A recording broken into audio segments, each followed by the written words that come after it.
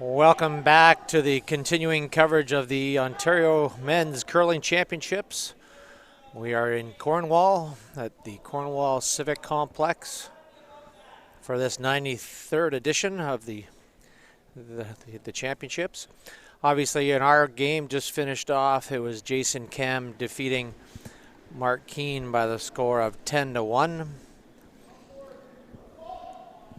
And now we're going to switch over and give you some extended coverage of the Scott McDonald John Epping team. Epping jumping out to a 5-2 lead after 4 ends. They are just finishing off the 5th end of play. We're down to Skips Rocks, John's first stone of the end. Get you caught up here on sheet D. Team Matt Hall picked up a big 3 in the 5th end and now lead that game over John Wilsey by a score of 7-2.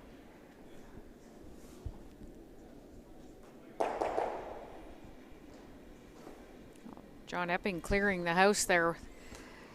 Well, I didn't quite get it at the angle that he wanted to. He could have just almost picked it and made the perfect double and picked it off. But now it's going to leave McDonald laying 2, but Epping's 3-4. Decision time here for Scott McDonald, looking at perhaps putting a corner freezing to his own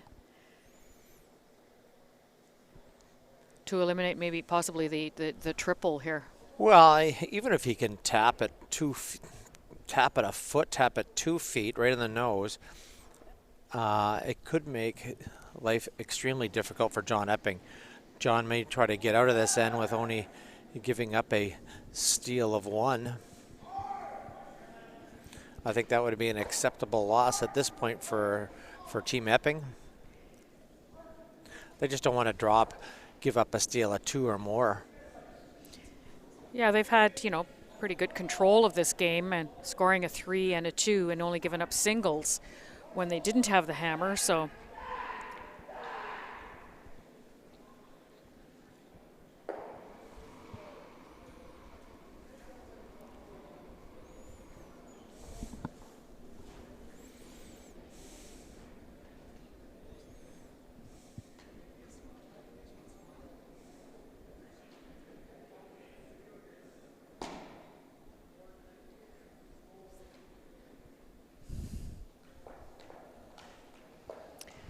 Having quite a discussion about this, Ian. Well, with the timeout, you've got John Turris, their coach, out there trying to lend a hand here too. This is a huge game for Team McDonald. Their record is already at 4-2, and they really need to be in the hunt here with only 1 game to come tonight. That would be the end of the round robin. There's still very much of the playoff picture. Of course, Team Epping are 2 wins clear of the field, so they have guaranteed themselves a spot in Sunday's final.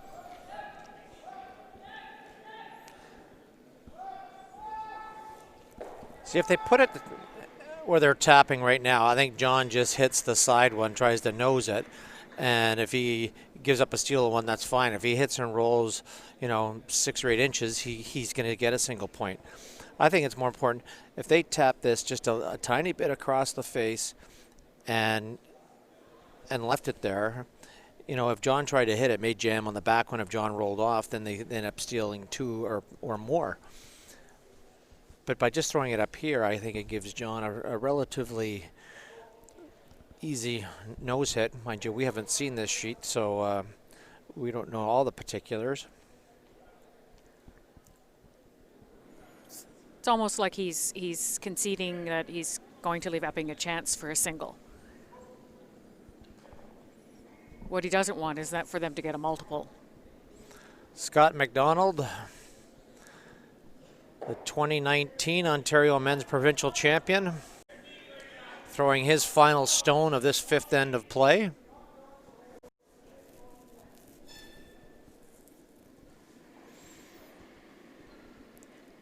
Scott Chadwick and Wes Forget throwing this up. I think John's going to probably just throw a little hack weight hit, and well, looks like he's going to throw more than that.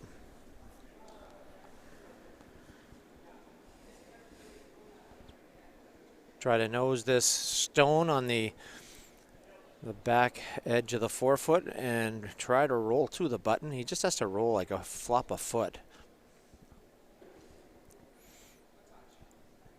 Gives us a chance to see what this sheet is doing. Our focus has been on sheet B all week, so. Well, this is a game-changing shot. If he because if he hits and rolls out and gives up a steal or two.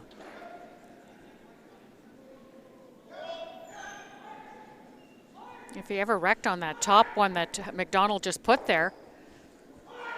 Going really hard to keep it straight. They don't want to roll out. And he does just that. Oh, but I think he's gonna hang on for a second shot, maybe not. Well, they kicked them off pretty quick. Well, Langer kicked it off, so I'm assuming that's a steal of two when they kick it off that quick. Yes, it is. I see the scorekeeper with their numbers here, so that certainly closes the gap. And the score on this sheet is now 5-4, still in favor of John Epping. We've got a ball game. We do. So they're going to go to their fifth end break here. Well, we're just going to hang in with the rest of the games out here. Obviously, we've got two other games going. Our feature game of the day was Jason Cam up against Mark Keane. That one concluding, it was 10-1 for Jason Cam. They finished off in 5 ends. The sixth end of play between Steve Allen and Patrick Ferris is just completed. And looks like Steve Allen has gone out to a 4-1 lead on Patrick Ferris. The other game that has playoff implications here is Matt Hall, and he has jumped out to a 7-2 lead on John Wilsey. And they have just initiated the sixth end of play. Now that would be a huge win for Team Hall, because that would tie him in the standings with Glenn Howard, with that showdown between the two of them to come tonight. Team McDonald still very much in the picture at 4-2 right now, so they would love to win this game and go to 5-2.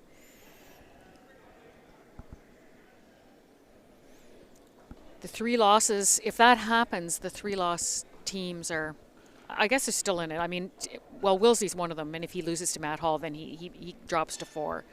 Team Ferris also losing right now. They're at 3 losses, so that they drop down to 4. I'd pretty much say they're out of the picture. And we'd have 4 teams left in the hunt for 3 spots. Well, not really, because John Epping has secured his spot in the playoffs. Well, unless Scott McDonald were to come back and win here and John were to drop one more, I think we could have a bunch log tied at 2. I guess, no, he would definitely be in there, right? Because there'd be only, yeah. The come back and join us this afternoon at 4 p.m. We will be having the Justine Murphy up against Rachel Homan match. And that has massive playoff implications. Rachel Homan running right now at, she's undefeated. That's right. She's at 7-0. She's at 7-0 right now. And I believe Justine Murphy is... She's still in the hunt. It's down to 4 teams on the ladies' side. So Rachel at 7-0, Inglis at 6-1. Team Duncan and Team Murphy at 5-2. Pretty much the rest of the teams are eliminated. They're at 4 and 5 losses, 4, 5, and 6 losses. So Rachel's in to the final on Saturday night, pardon me. And Team Inglis, Team Duncan, and Team Murphy to duke it out. Well, that's going to be... So Team Inglis has already lost to Rachel Homan. So even if they were to be tied... Well, but Danielle Inglis has to play Holly Duncan in her final game. So all the top teams playing each other in that final round. So we will be bringing you all that action at 4 p.m. this afternoon. Well, in our second feature game here today, obviously John Epping's team has got to regroup after giving up that steal of 2 here in the 5th end of play. So for Scott McDonald, they have now clawed their way back into this game, down 5-4. So I think our bonus coverage here, we're in for a good finish on this game that we did not start out with, but have joined in progress. Well, for Scott McDonald, if he drops down to 3 losses, it could actually eliminate him from any playoff play. But I'm sure Mr. Howard, well, actually the loser of the Howard Hall game tonight would drop to 3 losses, so 3 losses is definitely not out of it. Right, and McDonald plays Ferris tonight. So if Ferris were to come back and win this game, he'd be at 3 losses. So we still will have quite a few teams in the mix. So they're back from their 5th end break here. Just getting underway here with John Epping will have the hammer here in this 6th end.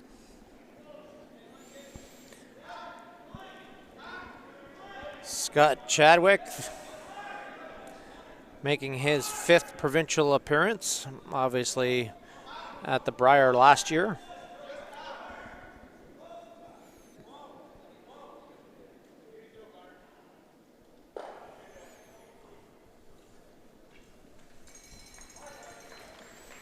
Throwing up the center guard here, and he looks like he has done that perfectly.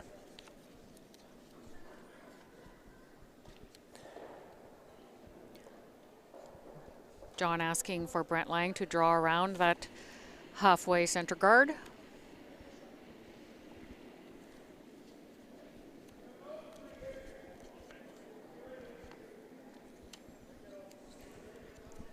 I imagine we'll see the stands filling up a little more, Ian, now that the weekend is upon us and the playoff implications are still to be determined. Well, I think that's what that normally happens during this week, is that once we get closer to the weekend, the families start rolling in, and especially get excited about the playoffs coming on Saturday, being tomorrow, and Sunday's final. And all the people that are working, it'll be the weekend, and they'll be able to come and enjoy some curling. I'm surprised they didn't get the school kids out here this week, to fill the stands during the day. I know they do that at the Briar. I curl at the Marmora Curling Club, and there's a whole bunch of kids going from Marmora going on a school bus to the Briar in Kingston. Well, I don't know if with the teachers, I know my kids anyways, the teachers strike going on, if that has implications with any sort of field trips. True. Good point. Then the kids should be here on their own if they're not at school. Yes, they should. Well, Scott Chadwick trying to get his second stone in frozen to the Lang stone, and he comes up a little shy, giving Brent Lang the opportunity to kind of make the out-turn tap.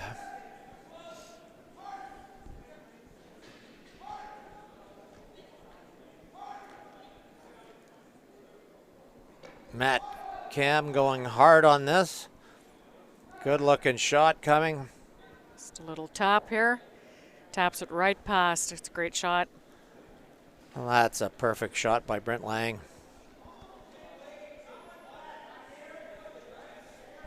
Wow, interesting that they're playing this. They're not really, there's not as much curl on this sheet as there is on our sheet, because look where he's positioned the broom for a back 8 weight. On our sheet, we'd be out at the edge of the 12-foot.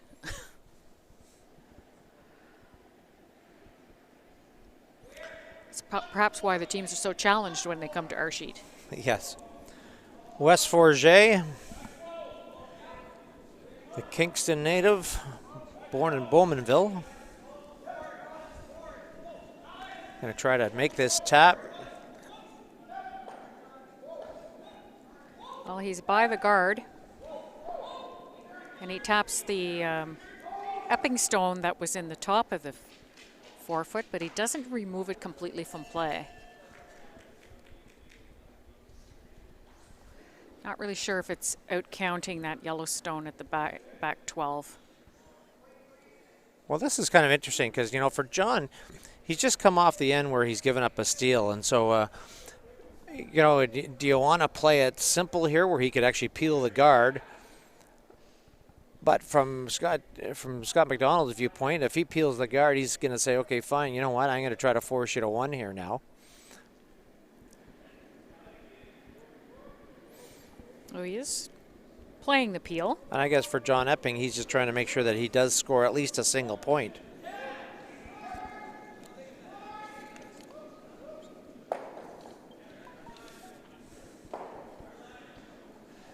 Matt Cam making the perfect peel.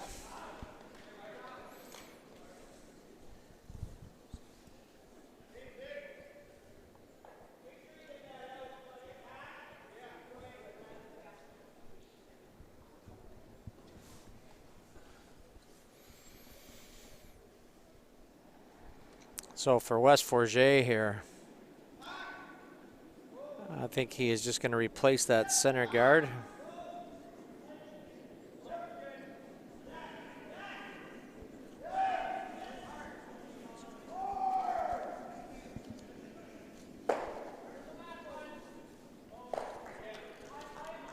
Looking at placing another guard there.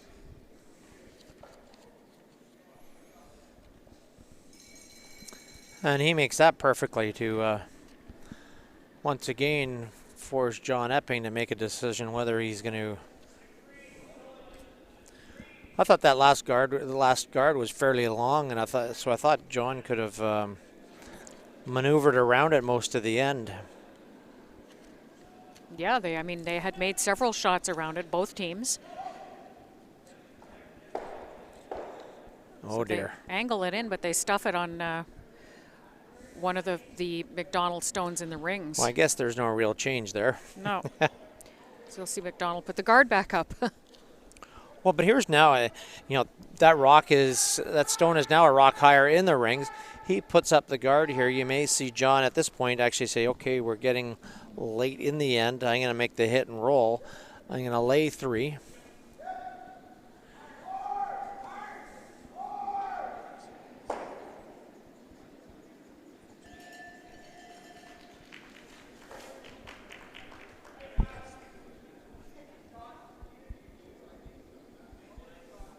Dr. Jonathan Buke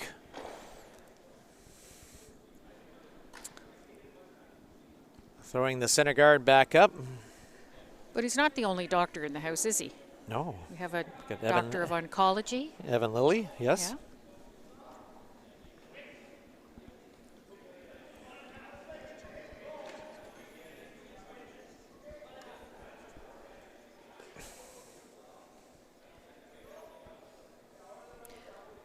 Well done placement of that McDonald guard.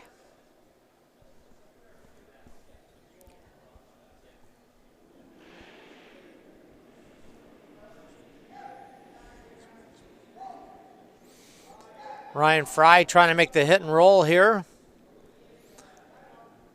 Or is he just going to try to make the double on the back here? Oh, he's just going to jam it and he's going to make it.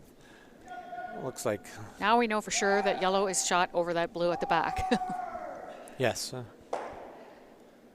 Yeah, there's probably a path into this stone now that. Notice they're not playing the intern at all. Well, sometimes I think what happens is that, you know, most of this end has been played on this outturn side. You kind of know it, and you're more comfortable with the weight.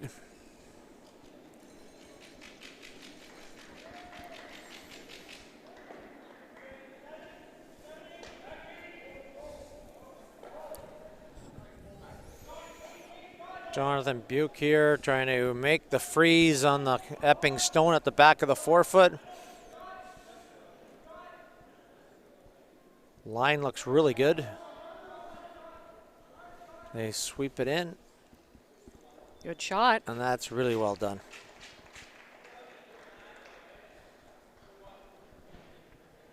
So once Ryan Fry didn't make the hit and roll, and now that Jonathan Buke has made this perfect freeze back here, you know, John Epping's kind of committed. He's got to come play now. He can't walk up and peel the center guard, otherwise he's going to relinquish total control of the end to Scott McDonald. So here's our first look at the intern.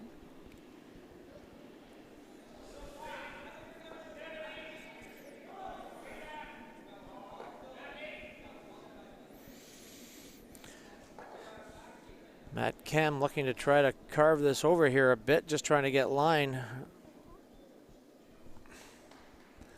14-2. And he is just going to chap off.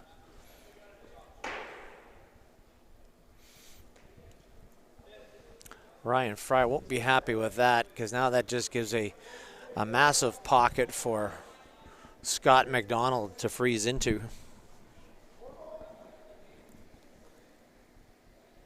It's looking very much like a force here for Team Epping. All these rocks are behind the tee line, but they're going to be impossible to remove if he locks this freeze on.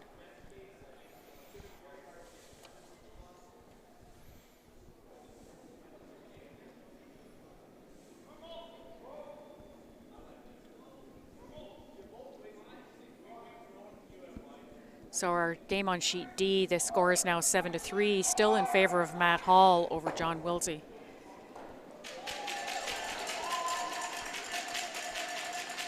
Team Hall just made a really nice double in that game. So here comes the freeze attempt for Scott McDonald, his first rock in the sixth end.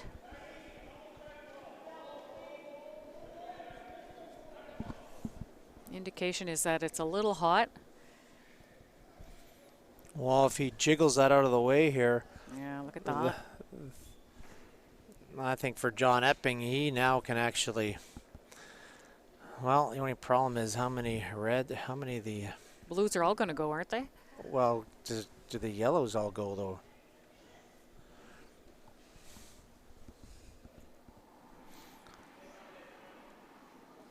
Does the one he just put there go?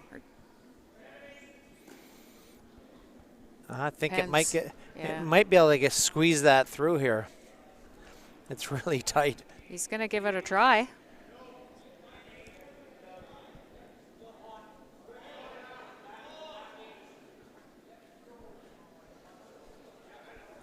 So he's taking a bit of ice, so we'll see what the weight call is here. Well, I think it's what's more important is that he leaves his shooter right there, right smack on the nose. If he rolls off, it's going to give Scott McDonald the opportunity to get position on him. Sean looks like he's throwing like a solid board weight.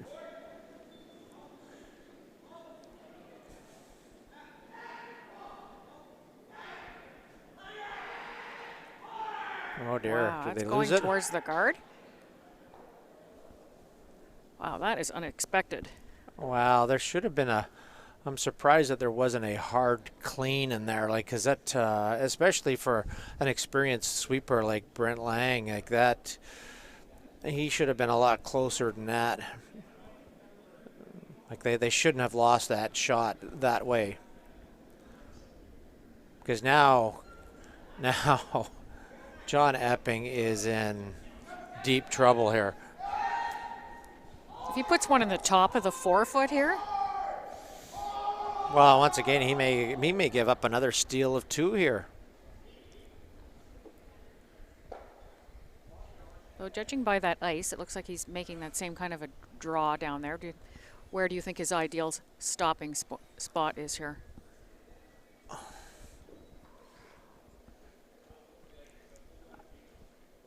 I think if you keep it just left of center, just touching center, almost full 4-foot. I know for a fact I don't think John can score, and all he can do is Minimize. all he can do is give up a bunch.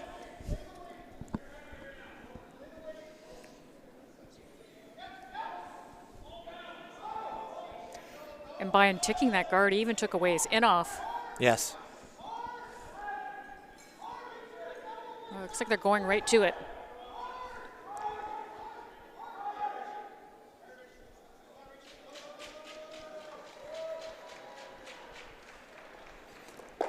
Has he left him some of the button?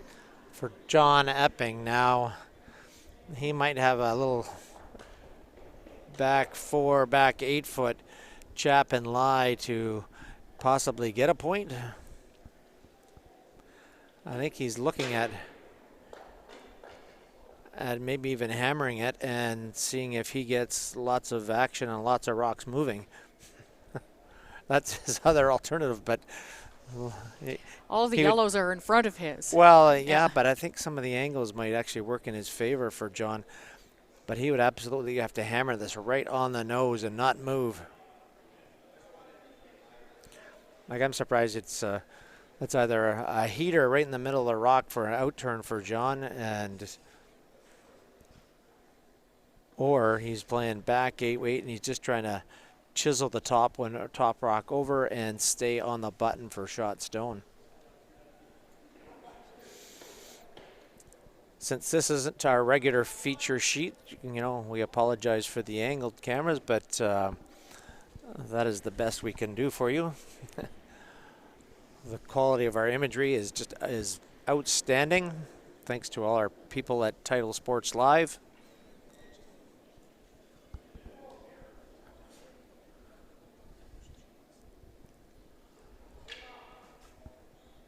Here it comes, the last rock of the 6th end.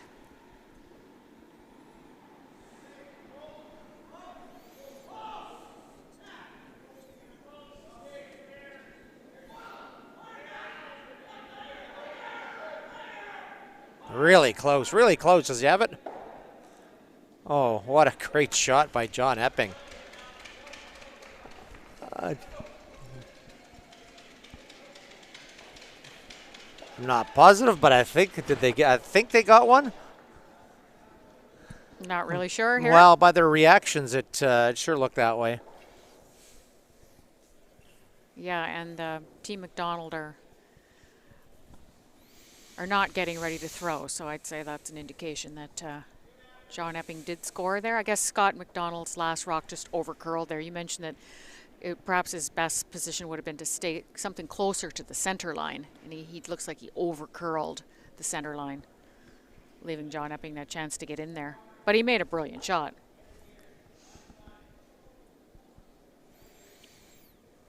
So that is a huge point for John Epping.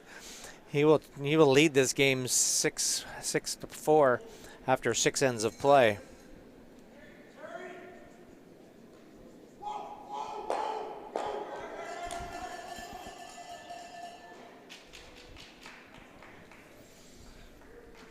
So over on sheet A, our game between Team Al and Team Ferris. Team Ferris picked up a 2 spot in the 7th and now trail by a score of 4-3.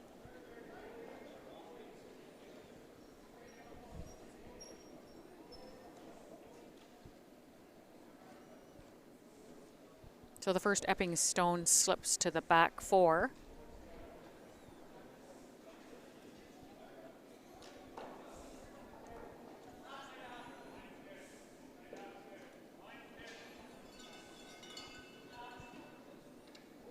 And here comes the corner guard by Team McDonald. Well, for Scott McDonald, I think he can see that he's far from out of this game here. At the last 2 ends, he's had great opportunities to steal points. Obviously, he stole 2 and 5. Could have easily stolen there if he was actually, his last rock was a little bit higher. God, John Epping might have had to draw to the button, the side of the button. Yeah.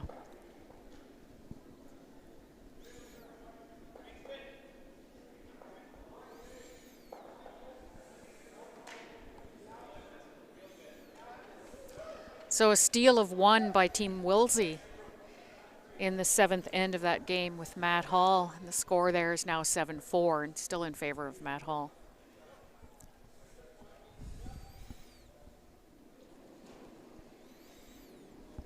Scott Chadwick here, just going to throw the corner guard. Corner goal.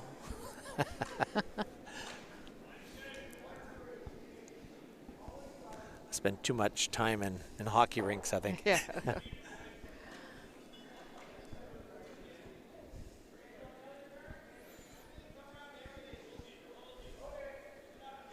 Scott making that corner guard perfect.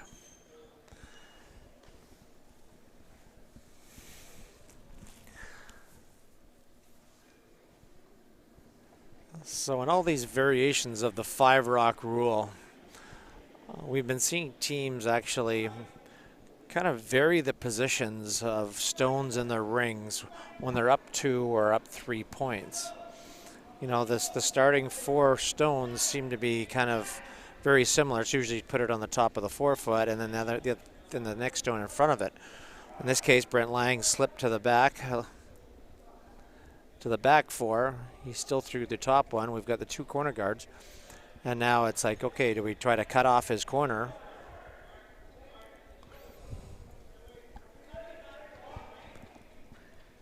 And so with Matt Cam, he's kind of thrown it just top 8 foot, trying to cut off the corner guard so that he can't go directly in. Right. And he's trying to buy himself some time, knowing that he'll probably walk up here, and for John Epping, he knows he's probably going to be still laying 3 at the conclusion of this stone.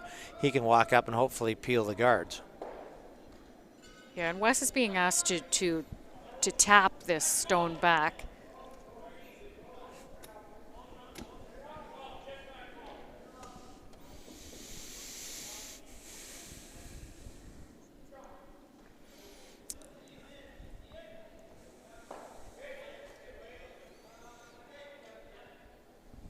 Wes Forget, the residential life coordinator for Queen's University, just making that. Matt Cam here. Obviously earlier we saw his brother Jason Cam just defeat Mark Keane.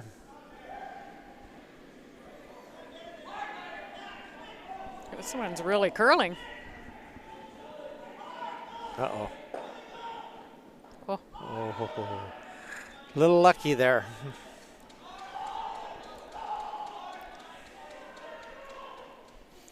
But what that does do is it opens up the corner now.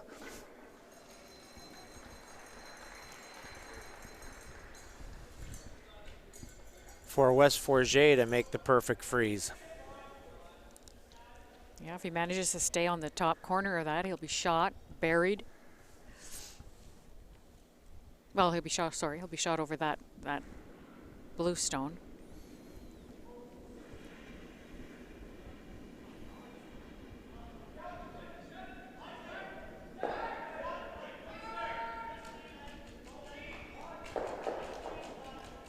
Seems to be a nice amount of curl on the sheet as well, Ian. That's 15 seconds hog to hog.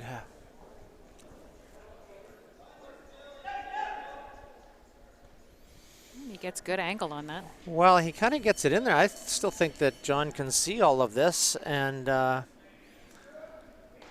possibly even hit and roll towards the center.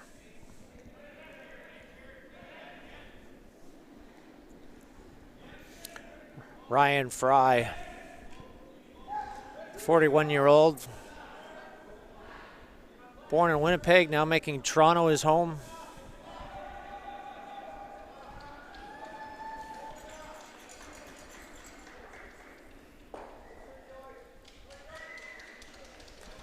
Really nice control from Ryan.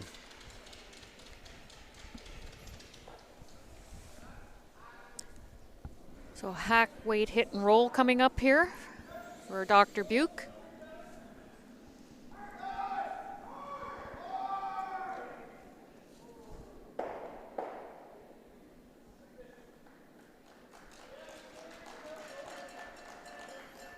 Oh, maybe they're changing their mind here. Well, at some point you got to make sure you score here. He's going to have to make sure he's got access to obviously to the button to score. doesn't feel that they're in trouble yet, so he's going to get aggressive here and try to make this shot.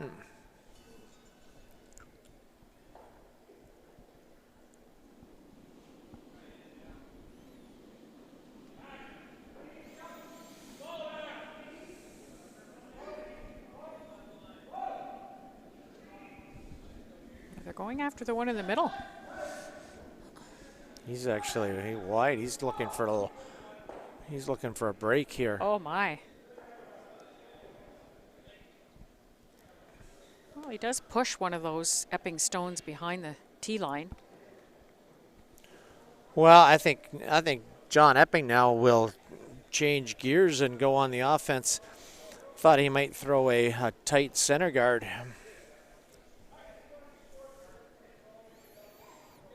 You know, rather than going into the rings.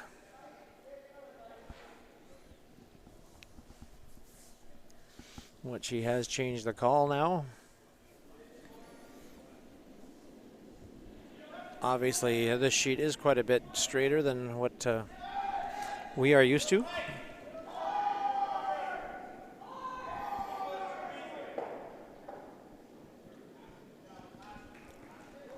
This is looking like it's in the rings. Maybe even right up to the one in the 4 foot. Yeah, this is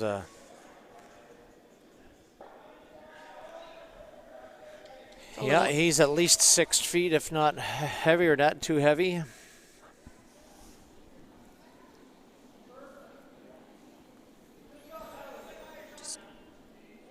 Just off nose, he should be able to roll under cover and get both of these. Oh yeah, actually, if he throws this, well, thinking that he might be able to make a triple. The other one, the second one, may jam on the other Epping stone at the back of the 4 foot.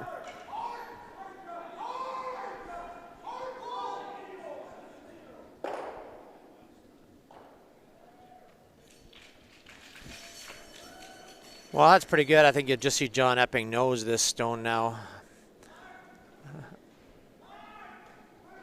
I think he's better served to nose it. Just curled up a little bit too much for them to get the roll.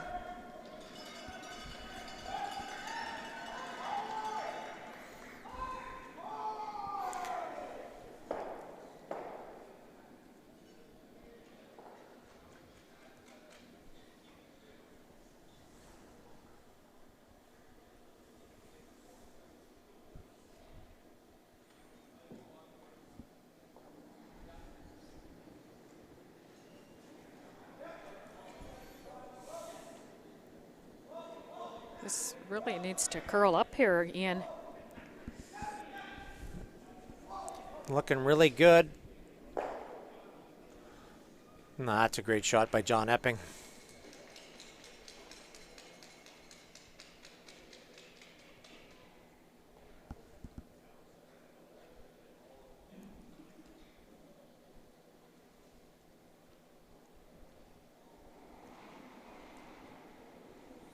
Team McDonald having a look at their options here. They have an opportunity to come down to that back one. Well, we don't have the luxury of having these players mic'd up either, so to get a an inside view of their thought processes. Maybe trying this double.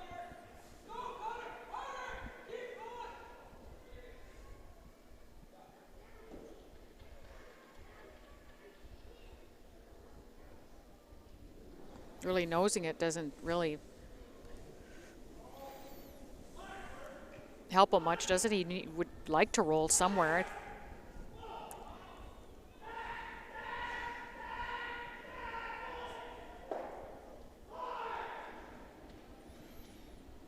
Scott McDonald here with his final stone, or sorry, his first stone of this 7th end of play. Looking to try to make a double if he can. He's gonna. Well, this is going to give John Epping an opportunity to replace that. And really force the issue here. I would think that you would want it almost sort of just right on center line and just bite the top 4. and force him to think about it.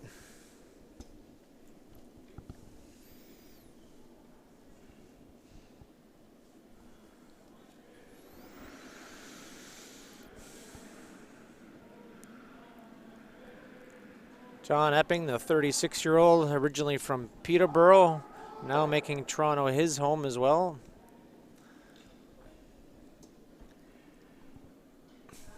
His last rock here in the 7th end.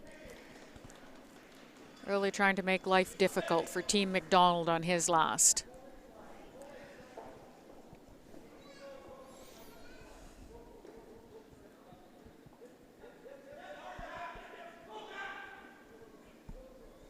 So he covers up that back one, so there's nothing for McDonald to draw to. He needs 4 foot for a single here, and he's looking at 5. Well, but what I find interesting is that, you know, most skips have got a favorite turn. So for Scott McDonald, obviously, it's got to be his in-turn draw. So he, rather than sort of follow the exact same path that almost John Epping just threw, he is elected to play the in-turn.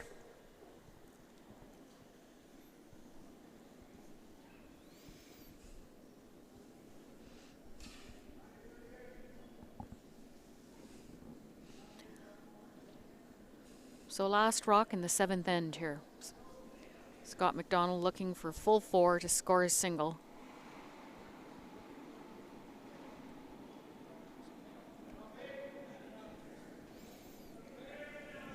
Well, I had John Epping on the out-turn side at 15-2 to the top 8 foot.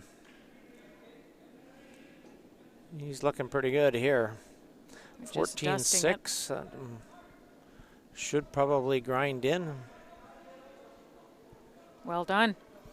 And that's a perfect draw by Scott McDonald. So at the completion of 7 ends of play, John Epping will lead 6-5. We'll get the hammer back for that 8th end. You know, and after being up 5-1, this has turned into quite a close match.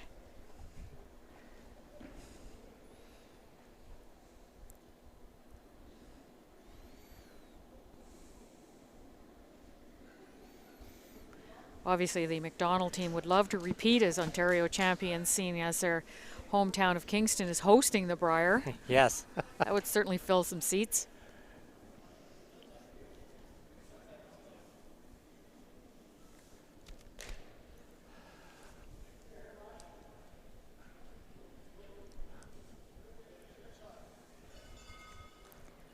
We're checking in on our game on sheet A. Team Allen picked up a single in the 8th end and still lead that game over Pat Ferris by a score of 5-3. If Team Allen are successful in winning this game, it'll be their first of the week. So. Oh, okay.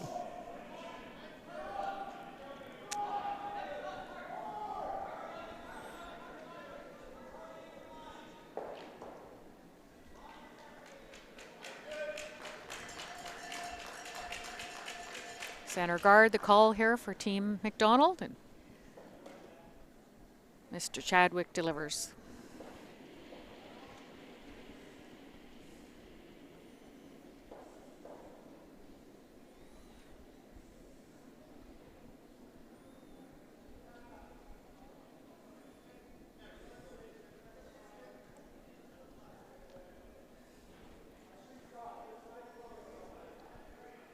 Brett Lang's come around attempt is staying a little. Well, it's getting some nice finish on it now, but it's going to settle right in the 4 foot, practically over the pinhole.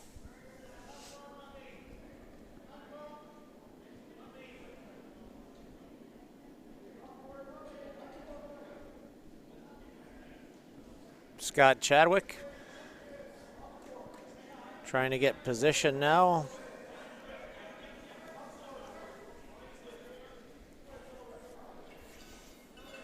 This is hanging out. Making its move now, Ian. Well, I think they're just going to try and get it just short of the ring. So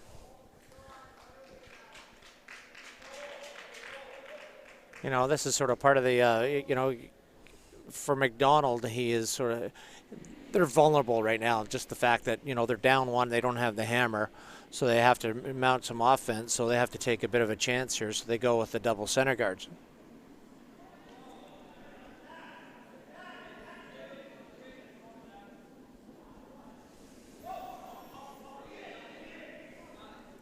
Brent Lang trying to bring his stone in, get it buried so there's no promotion available to the McDonald team. Doesn't get it all the way in. Seems to be a really slow and gradual curl on that intern side heading towards the scoreboard.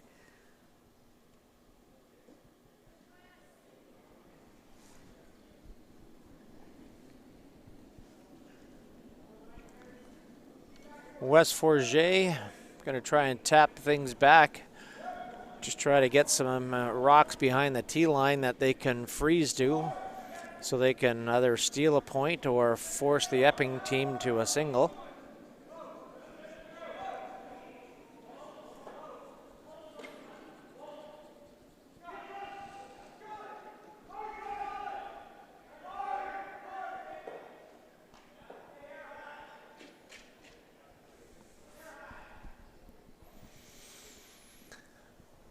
So he doesn't totally get it to the position that he would have liked. So this is going to give John the opportunity with Matt Cam here to just peel off the center, and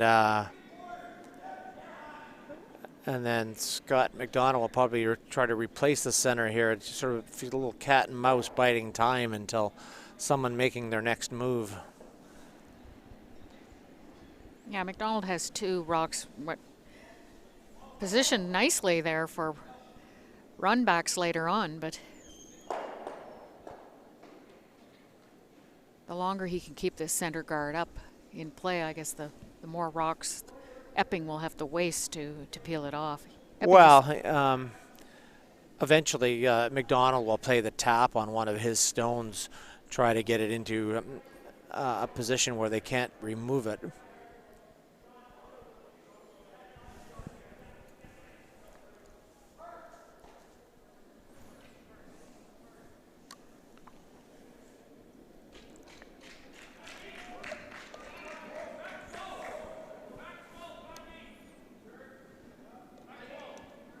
Guard needed to curl a little more. I think Epping thinks he can get both of these yellow ones.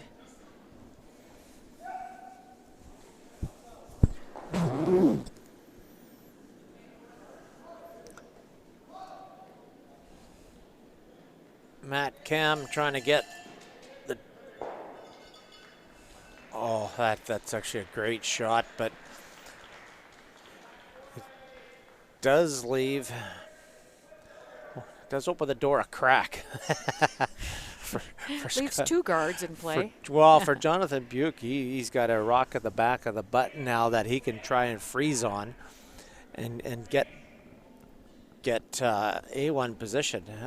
If he can get it right in between there, I don't know how John sort of gets it out.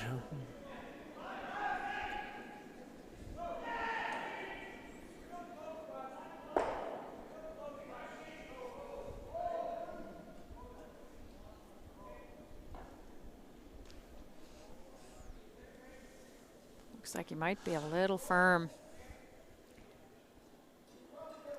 Oh dear, that's going to hurt McDonald now, because now with Ryan Fry, he's just going to get it right back in there to eliminate any opportunity for Scott McDonald to get position in there. They're looking at the guard right now. And they've called a timeout. Well, they're going to have a discussion here. For John Epping, obviously, he's got a bit of an end going here. You kind of want to do it on your own terms. So he's looking at the options. What if they draw in there? What are Scott McDonald's options? He can might be able to make a hit and roll off the rock way out in the wing. or can he make a draw, the out-turn draw around? And John's more concerned about what he'll leave if they try this shot. I think for John Epping, he's got really good position. To me, I would go on the offense here. This is Ryan's first stone of the end.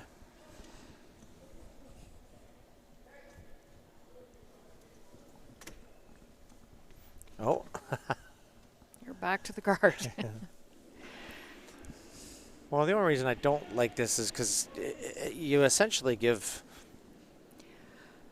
Scott McDonald and for Dr. Jonathan Buke the same shot.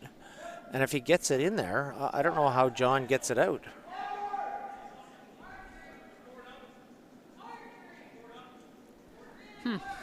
Interesting call. I mean, there'll always be that run back, but it's going to take them 2 shots to get that out of there, right? If he successfully glues on the rock at the back of the button. There's kind of an old saying, you never give a guy the same shot twice. It's kind of like practice, or even practice putting, or when you're putting on a green. You know, you'd like to have 2 shots at it.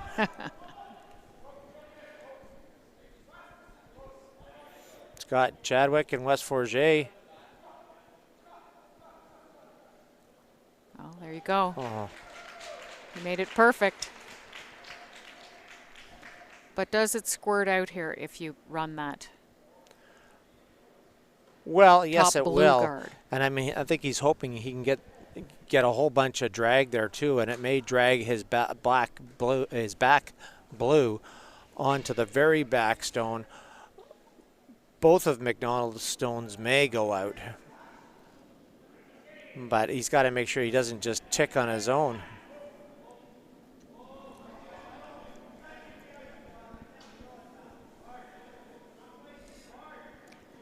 You know, maybe they took that guard off so that they'd have the out turn coming at this.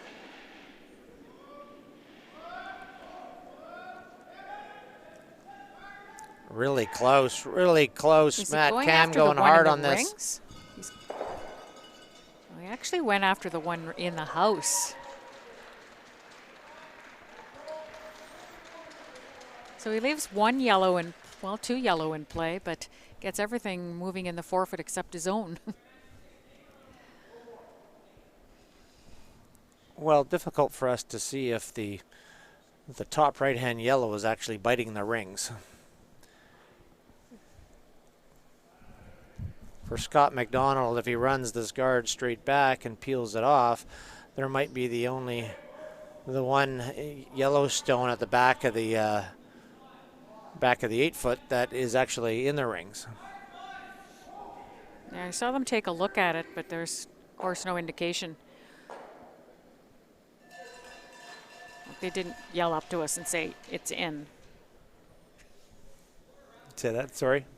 They didn't give us any indication if it was in Oh, or not no. when they looked at it.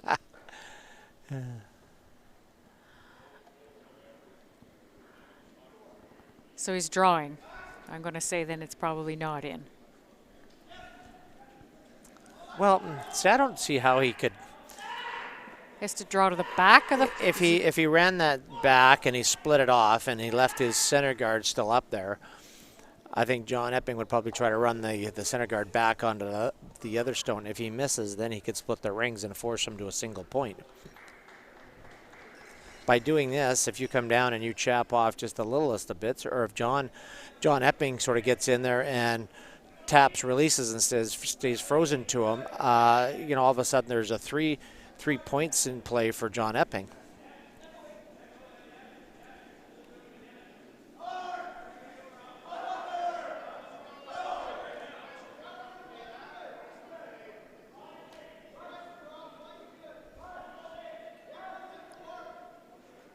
So playing to be frozen to the top one?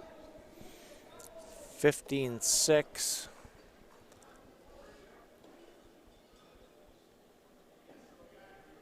Just a bit short.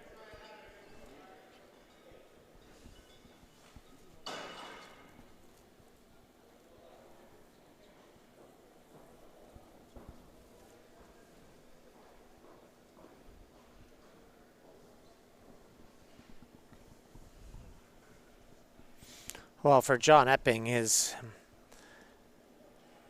essentially has two alternatives here. One is to sort of hit the backstone and lay two. But if he does that, he gives Scott McDonald the opportunity to tap his own up and have one completely buried. And really shrink the scoring area. But for John Epping here, I think he's gonna run his top blue onto the other, and he's hoping to stuff it, just leave it right there, or it may even spin off to the right side of the sheet. He wants to keep that rock in play, though.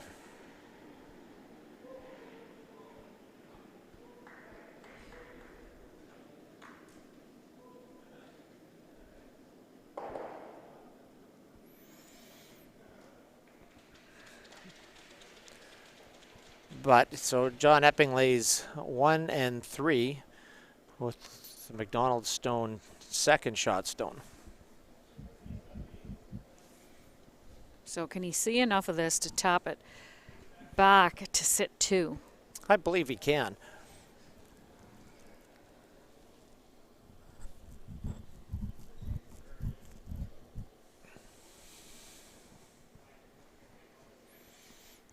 At which point he will probably have John Epping forced to a single point.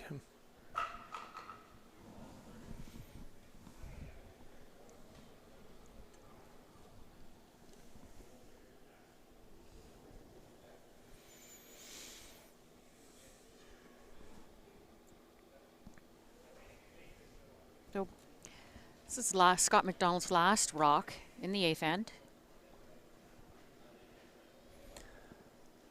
Scott McDonald, the 33-year-old accident and claims adjuster for Intact Insurance. Trying to throw the out-turn tap here. Doesn't want to hit it too high and jam it onto his own.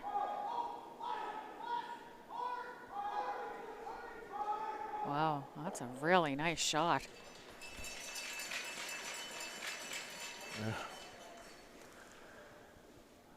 Well, and this is if you're playing John Epping, other opposing skips love to tease him, because if there's any shot for extra points, he's a gunslinger. He likes to go for it, and that's why he's exciting to watch.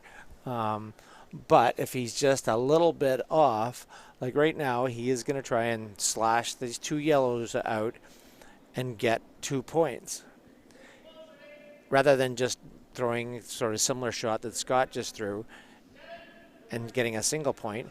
You know, he's after the extra points here.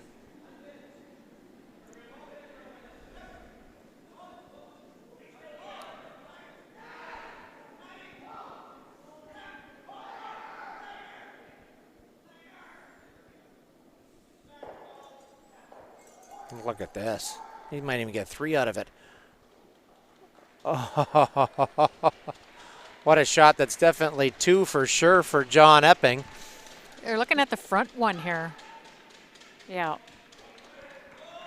Yeah, it looks like definite 2-point for John Epping. Great shot. Well, you know, he's an exciting guy. He's a great visionary. He sees it and he goes out and he makes it. So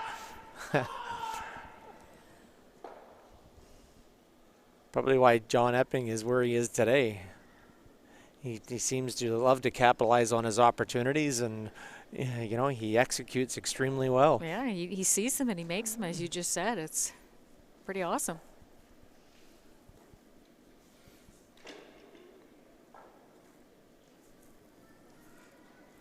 So that's 2 big points for John Epping. He will lead 8-5 going into the 9th end of play.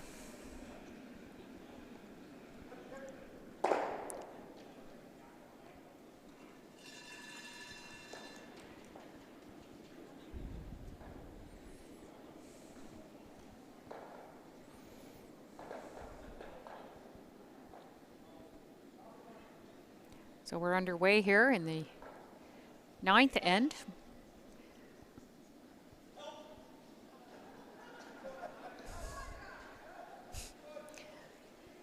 Brent Lang throwing the first rock, just biting the top of the. There, Matt Cam must be taking a bio break here, and Rick Fry was asking for help with the sweep.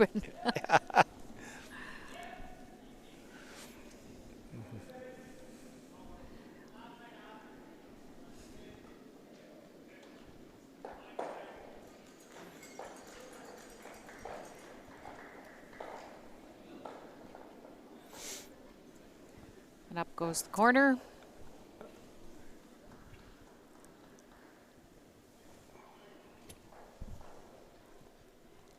Well, for Scott McDonald, his challenge is pretty simple. He's got to go all out here, take every chance that he can to get 3 or more points from John Epping.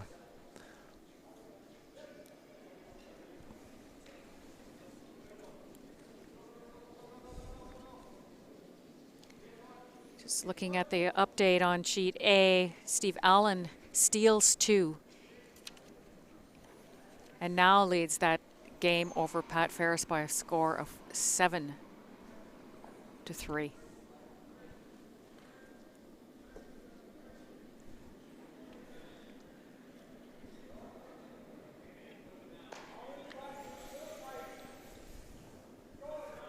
Well, the only problem with Brent Lang's stones being in the top 12 foot is that they sort of become guards that Scott McDonald can use. You might even see John Epping right now peel his own 2 out of here.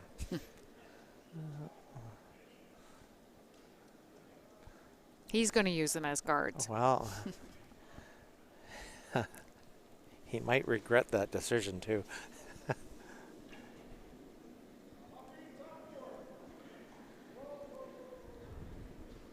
And updating the other game that's still underway here, John Wilsey has picked up a 2 in the 9th end and still trails Matt Hall by a score of 8-6. Well, this thing's going sideways. It's going to be on his own here. They're going to have another guard. Well,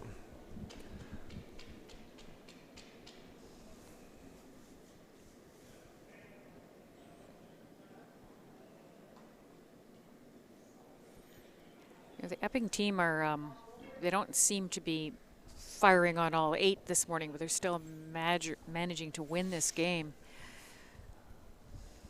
Well, it's one of the things that all these teams have to do is sort of manage their games according to what the sheet is offering.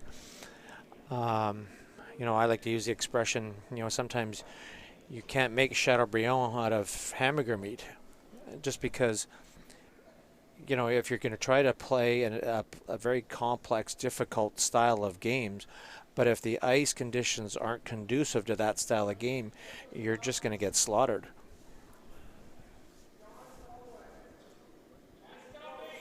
And then your Chateaubriand becomes stew. Essentially. Looking like he's just going to freeze into this situation. Well, he's trying to tap it if he can, just to create a pocket.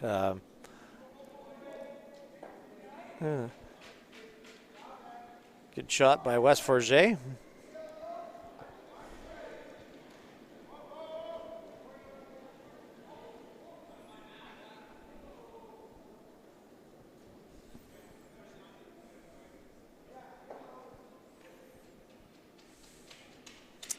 I don't know if I'm a fan of this shot. Like, he's going to have to hit this so hard, and because if he pumps it behind the rings, behind McDonald's corner guard, well, that's why you can throw it really hard and accurate. Made that look pretty easy. You did. I didn't mind his first call though, running the corner into that. Well, shake things up. For Scott McDonald now, like, to me, you need rocks in the rings. Like, playing these rocks in the front is, to me, ludicrous when you're down 3. He could go around his corner quite easily here. I think this is why Jonathan's coming down to have a little chat. He could even play a hit and roll off of that rock that's biting the 8 foot and roll under cover. I think McDonald thinks those are pretty prime location of those blue Well, stones. you know what? They definitely are. Those are the control rocks, but you're down 3, and it's the 9th end. You're running out of time. He could, if he plays around the corner, he might draw the play over there. The old Trump politics. Yeah. Well, that's why he's best to get around one of the corners right now. And then John Epping will probably peel that corner, go around your other corner, or he may even go around to the front at that point. But you need a rock in the rings.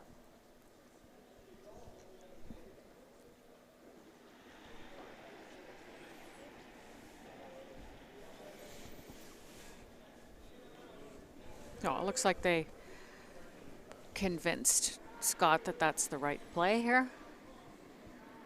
Draw around his corner.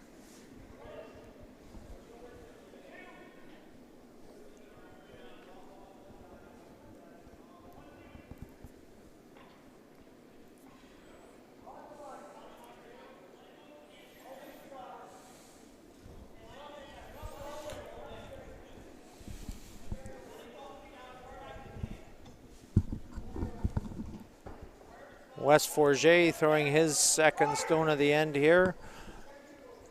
Completely buried here. It's well done. Yep.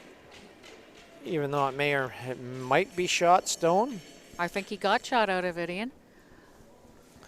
It doesn't change the tactics for John Epping. He's going to walk up and peel the corner guard with Ryan Fry.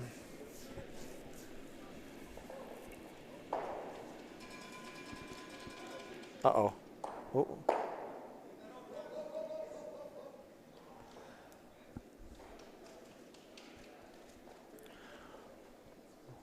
Which that looks a little better for Scott McDonald now. Yeah, the whole side is opened up for him now. But he is drawing behind Epping stones. So he needs to manage that angle, put this in a spot where it's the most difficult run back.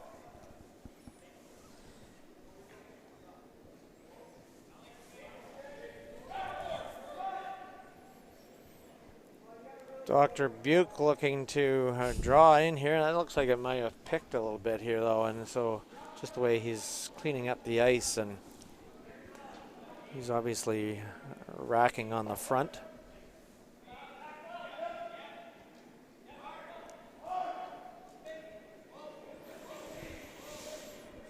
John Epping not going to give anything for free to Scott McDonald here. He's going to remove his stone, try to flop over to the button area.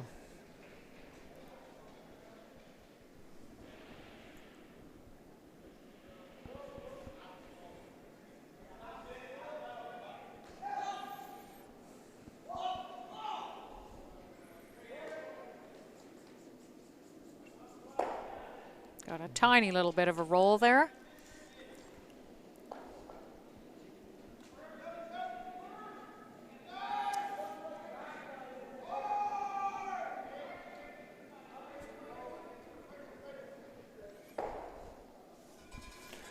Well, I guess all of that tapping is an indication that he wants to play the split. Tap one in, possibly roll the shooter on. Well, yeah, I think he'd be hard-pressed to have enough shots to get rid of all the blues in here. So to me, it's more important to get the rock in and buried if he can make this tap.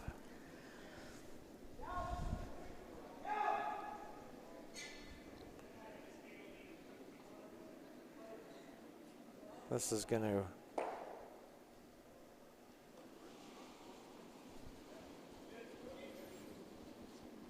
It's going to tap it a little too far.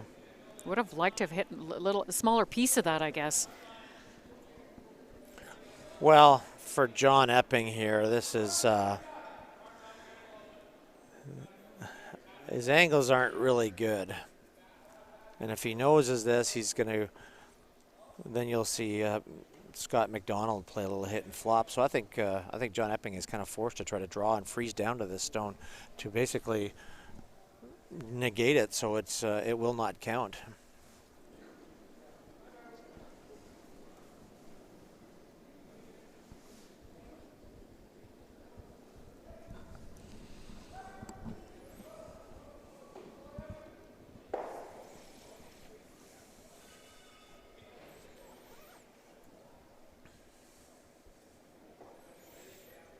First stone for John Epping here in the ninth end of play. Probably looking like This- a maybe back line here. 8th round robin game.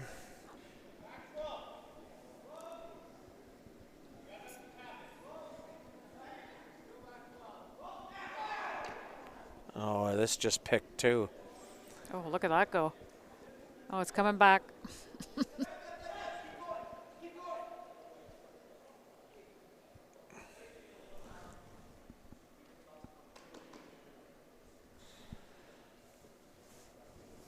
Well, I don't know whatever was out there, or we've had 2 rocks pick this end here. Whether it's shoe prints that are sort of creating flat spots or frost marks out there.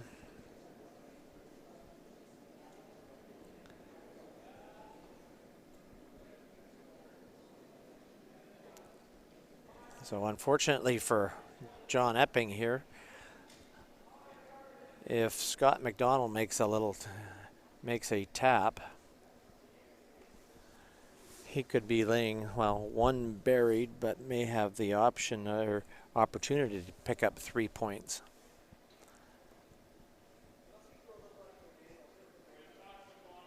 Yeah, he's second shot right now, I believe, at the back. Well, the other thing that McDonald's team, I'm just seeing it now, is that they are down to 2.5 minutes on their clock, and they still have an end to go.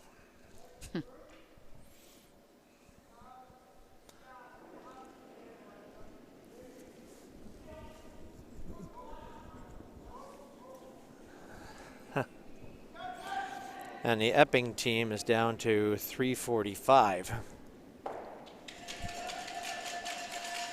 So is he trying to angle this onto the rock that is shot right now? Look how straight that is down there. Wow. Ooh. Oh, he's just hit it too. Well, it Well, opens now up. for John Epping, he'll just try to thread the needle and freeze down to that shot stone. Okay, maybe not. He's going to play the scoreboard and just try to eliminate the stone at the back of the rings. And I guess he's comfortable being up 1 with last rock. oh, you must have stats on that. But they're probably buried deep in that pile somewhere.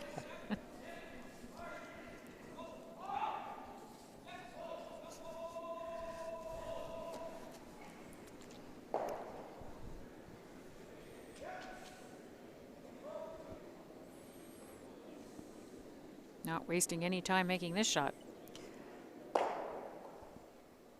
No, and for Scott McDonald, obviously, he's down to, 2 minutes. yeah, they're a little liberal moving the clock over, but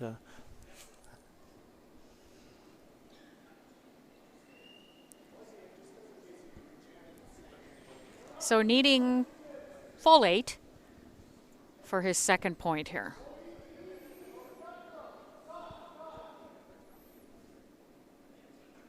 Got a curl. looking for that second point here. He just gets by, and there's a great draw by Scott McDonald to guarantee his second point here. He will trail by a single point, playing the 10th end. And we will see some hurry up and be in the hack and ready to throw by the McDonald team here. We may still have a timeout. Because we haven't been watching this game. John Epping over the last 3 seasons is 11-0, up 1 with the hammer in the last end. Wow, This season, Epping is 5-0. that's pretty good. What's McDonald down 1 without? Sorry, you know, you're so good at pulling up these stats.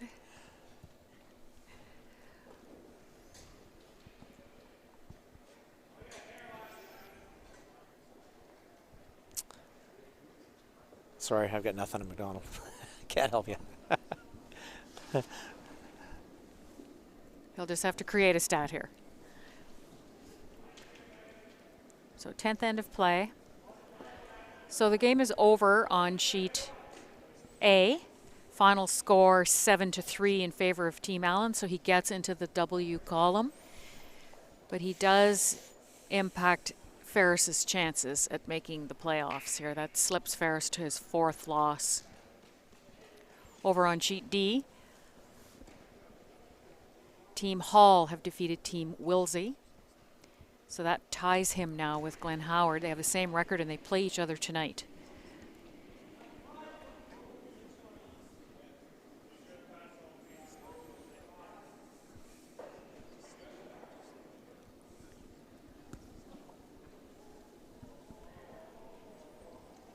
Brent So Lang then- trying to make the tick, and he will just breeze by.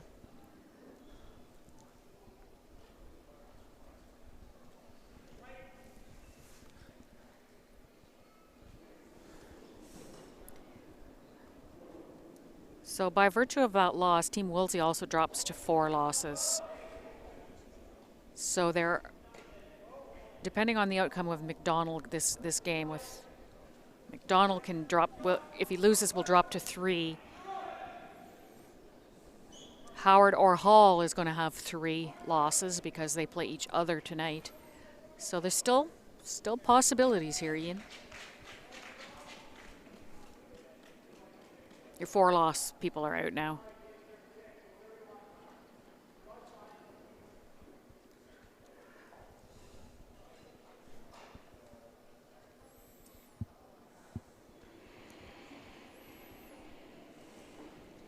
So a second guard. Well, for Brent Lang, he'd like to get one of the two stones here moved over.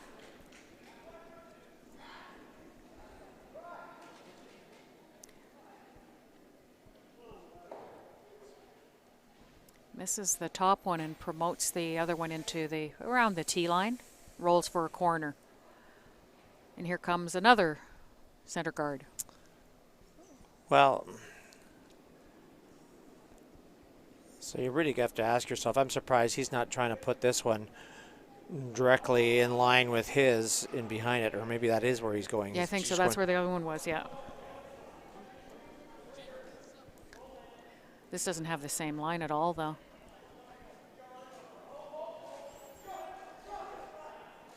Looks like he's going right to the 4-foot here. He's going to peek out the other side. Well, not quite. I'm not sure that was the call. I thought it was a guard, but Well, he'll take...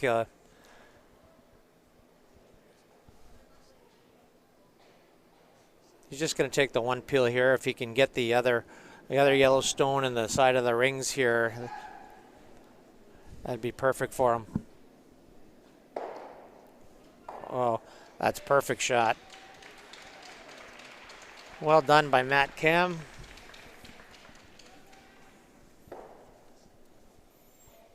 For Wes Forget, now he needs to replace that center guard.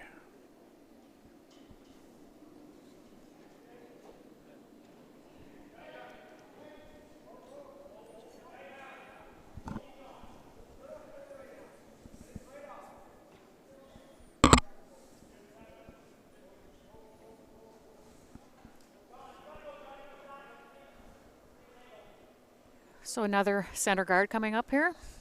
This one's really tight to the rings.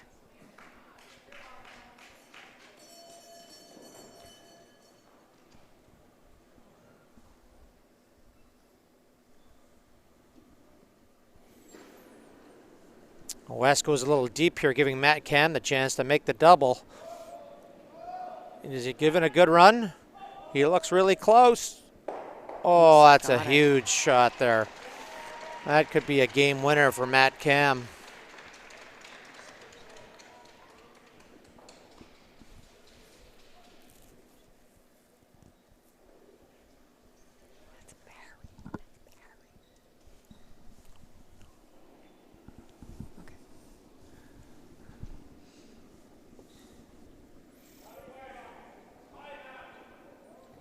So they'll continue to put up a guard here, hope for a mistake. Well, at least the 4-foot is open for John Epping, and that's his biggest fear. As long as the 4-foot is open, he's got the opportunity to draw there. You'd think they'd want to stay away from that blue guard and to avoid the double peel.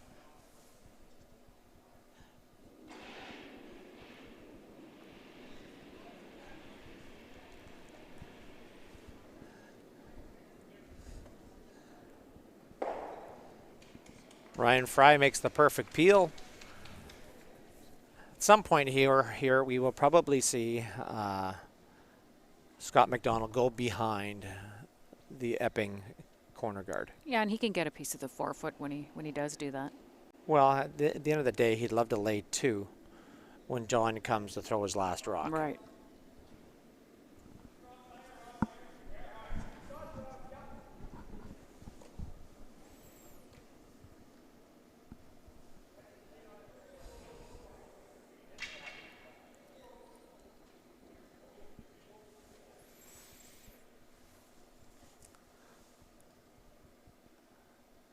So they're just being patient at this point. Ryan Fry just going to peel that off.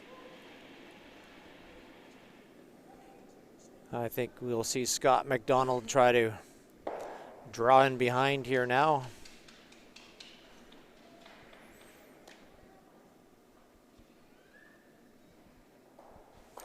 I'm sure for John Epping, he would much rather throw a draw against 1 than have to throw a draw against 2.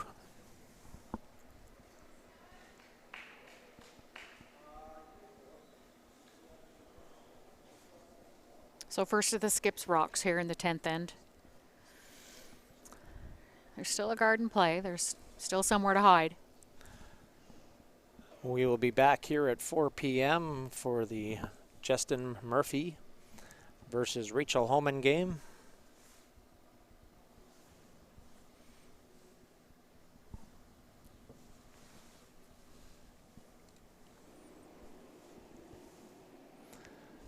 Scott McDonald going to try and get his out-turn draw around the corner guard here.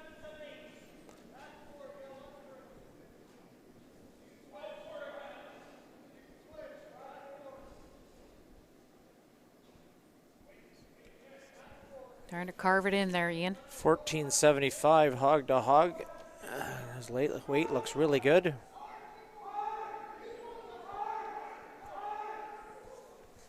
Good shot. And that's buried perfectly.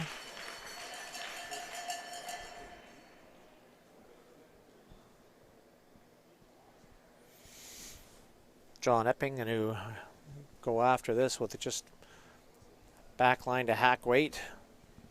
Remove it from play and hopefully roll to the center line.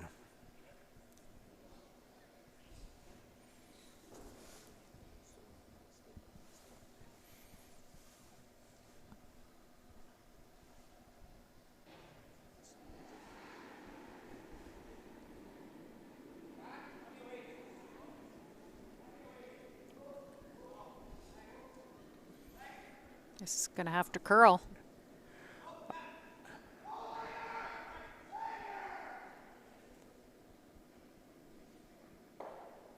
And he rolls out. Removes that from play. Timeout Their here. whole team will take a little sigh of relief.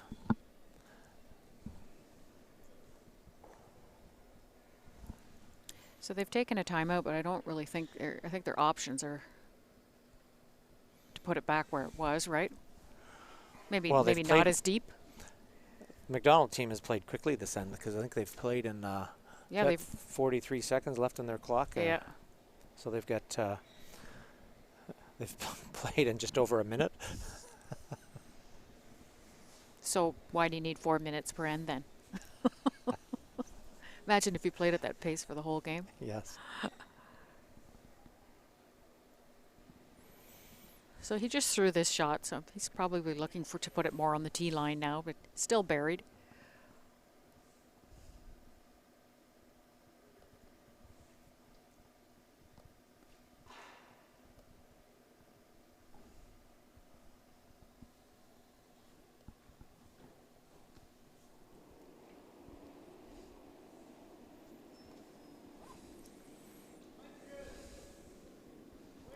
Last rock, 10th end for Scott McDonald.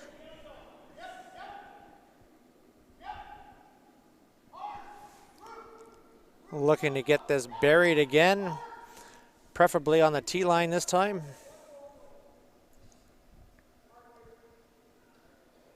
And they're just dragging it in there. Wow. Great shot. Oh, he's just Scott about biting Chadwick the is a fork. beast of a sweeper, and I said he was 240. He came up to me. He says, "Ted, come on, I'm not a pound under 270." Oh, wow. so, so I'm telling you, when there's are you talking about big guys sweeping? He's definitely the biggest guy we've got, and he is very effective. So you're paying him a huge compliment by. Yeah.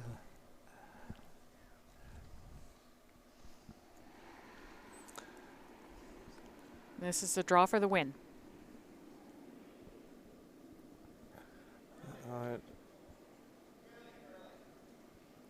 If it's really curling, it means it's soft. It means that they need to go for weight. Really? You know what? That is a steal. I am actually in shock that neither Lang or Cam put a brush down till probably a third or almost halfway down that sheet. But you saw him look back, almost like as if it picked. Well, but they don't have a broom down. It's like the Right. last shot for the win. Get a broom on the ice. Like there's. Yeah, because back four works. Back of the rings works too. So that's going to be a steal of a single point here, and we will see an extra end of play. 8-8 tie going into the extra end. You know, the McDonald team have not given up. They just have battled since they were down 5-1. They have just battled back end after end after end here. Now you see a little bit of housekeeping going on the sheet here. I think there were three picks in the last two ends. But I think I agree with you. I think it's probably a footprint or a handprint or something like that. Not necessarily debris. I know that some of the guys put their knees down on the ice after they throw as they watch the path, as they watch the rock go down. You know, I was a big culprit of that. But these guys out here, they're usually very cognizant of that, so they don't do it.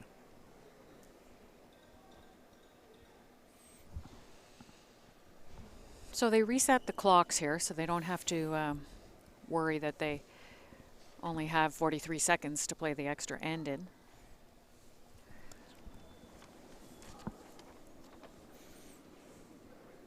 They get 4.5 minutes and a timeout. Well, this has breathed some extra life into Scott McDonald, knowing that he stole once. He will try the same tactics again.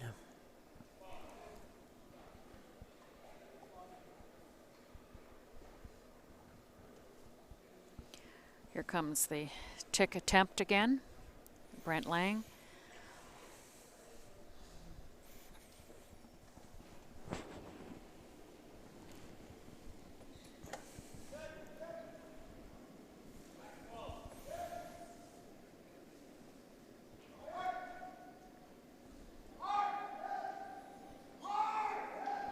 Good looking shot here if they've.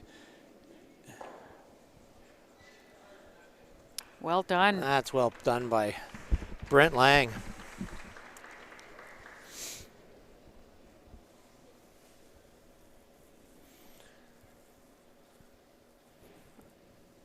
You would think someone that's a three-time world champion, mind you, he always played second. Second, yeah. He's had to perfect this shot now at lead.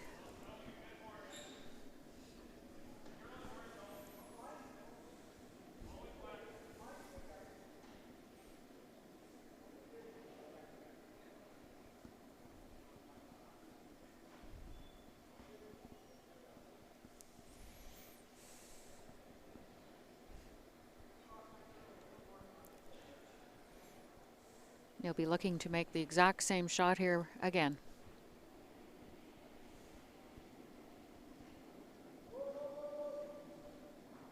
That's a little full.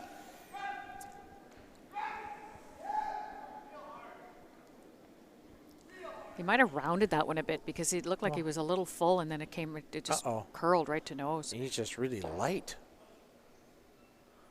Like that is horrific. What did you really mean by that, though, Ian? Well, this just gives Scott McDonald the opportunity now to wrap this thing right around to, you know, almost the back of the button, because you'd like to want to go there, and then they're going to peel the top one, and then you can almost go back in there again, but or else you keep playing The long play center. the long center again, and at some point the play might be into the center. For West Forget, this is absolutely huge to try to get this into a stealing position. This is like your one chance.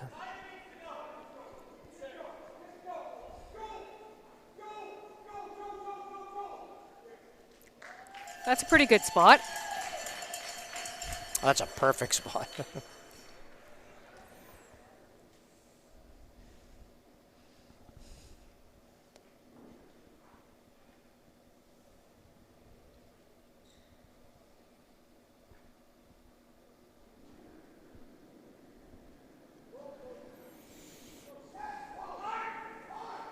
Here comes the peel by Matt Cam. Wow. Gets a little fortunate with the, he runs it straight back rather than making the double peel, but he ends up clipping off the rock off the top of the button. Leaving 2 staggered guards out front still for McDonald to come around. Same shot for Wes here.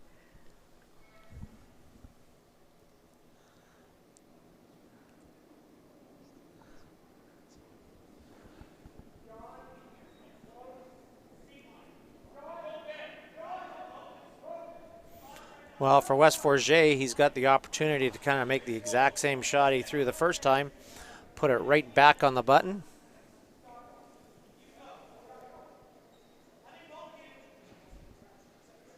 Needing it to finish up here. Great shot making by West Forget. Great shot by West Forget. Matt Cam, like, he's your guy. He can bring the heat, and he can throw it hard and accurate. So, if they got one chance here to hopefully at least make the double peel and roll off a little bit.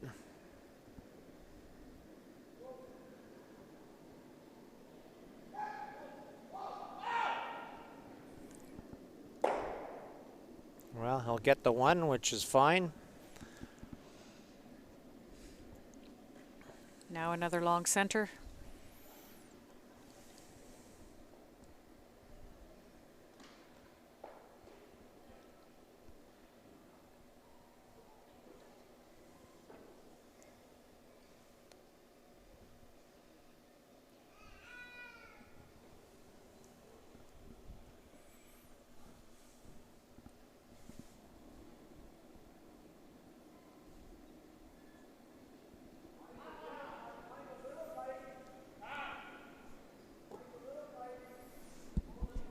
Not wanting this too tight to the other guard. Well, for Dr. Jonathan here, trying to throw this up here in that they call the one area, which is sort of the first 6 feet over the hog line, and he is successful in doing that.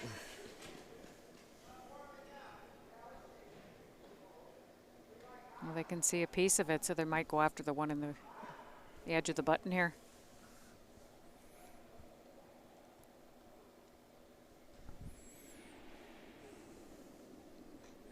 Well, for Ryan Fry, that rock is too close to the button, so they're going to make an aggressive move here and try and get to the nose.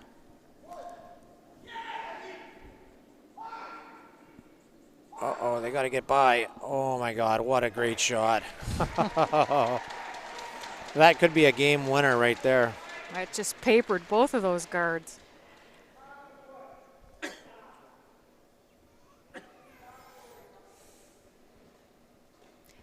So the call is here to tap it a foot.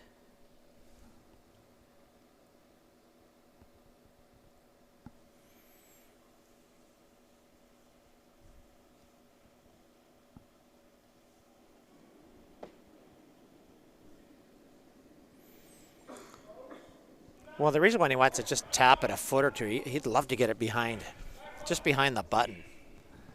Because if he taps this, it's going to give John an opportunity to walk out and peel one of the guards.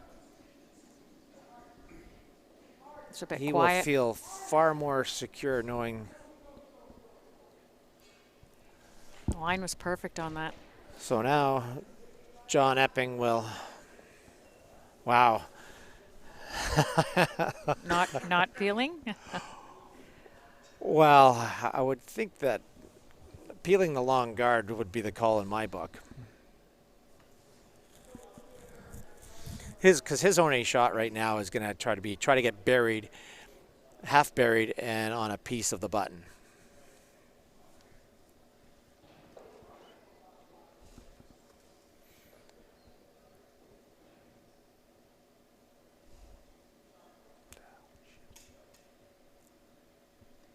Oh, I think you should peel the guard.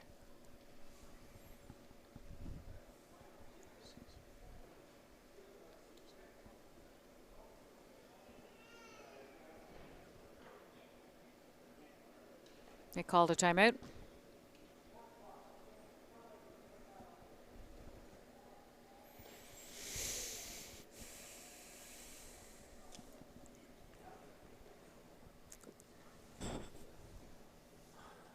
Well, for John Epping, he's looking at really cutting off the path for Scott McDonald to get any piece of the button.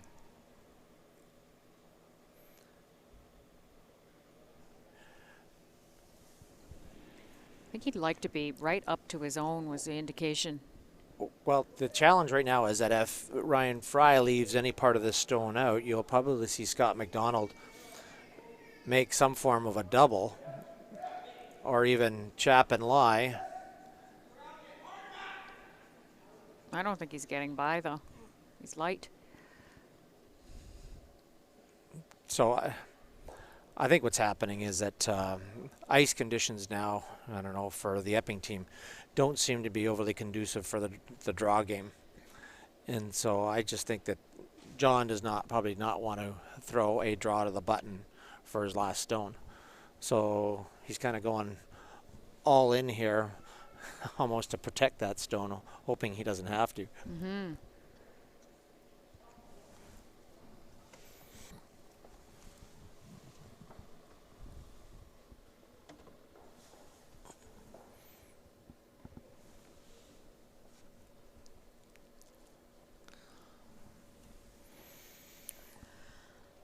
So this is Scott McDonald's first rock in the extra end. And I think for Scott, he can try and get the back part, a piece of the button, and then John will probably try to chip it off. And or he may just try to get corner frozen here. So he can promote something onto it? Yeah, like he may get corner frozen. You may see John Epping at that point peel off something. One of those in-offs? Well, yeah. Preferably he'll probably peel off the McDonald's so he doesn't have a run-in off with that rock.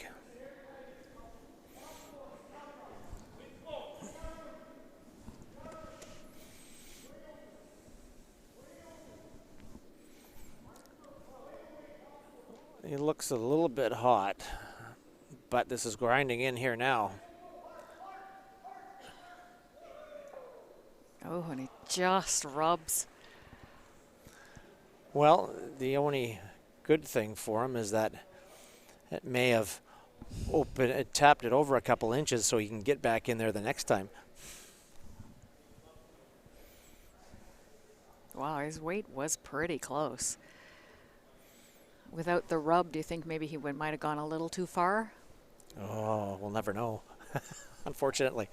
I think for John Epping now, he's just going to peel this out and say to Scott McDonald, okay, you put it on the button, and then I'll have to make my last one. But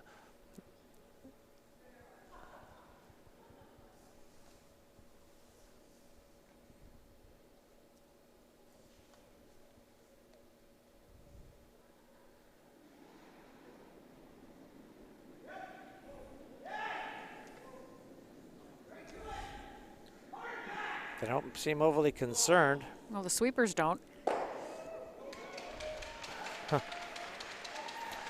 Well, great shot by John Epping there to remove the McDonald stone. And now Scott McDonald is going to try the angle run in and stuff it here. I'm surprised he's not throwing the draw again.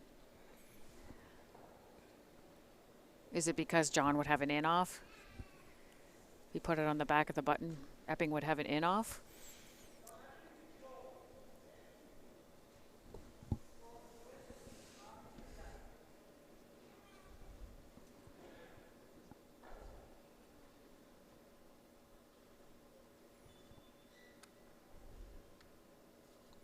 Scott McDonald with his last rock of this extra end, trying to make a very difficult angled run in.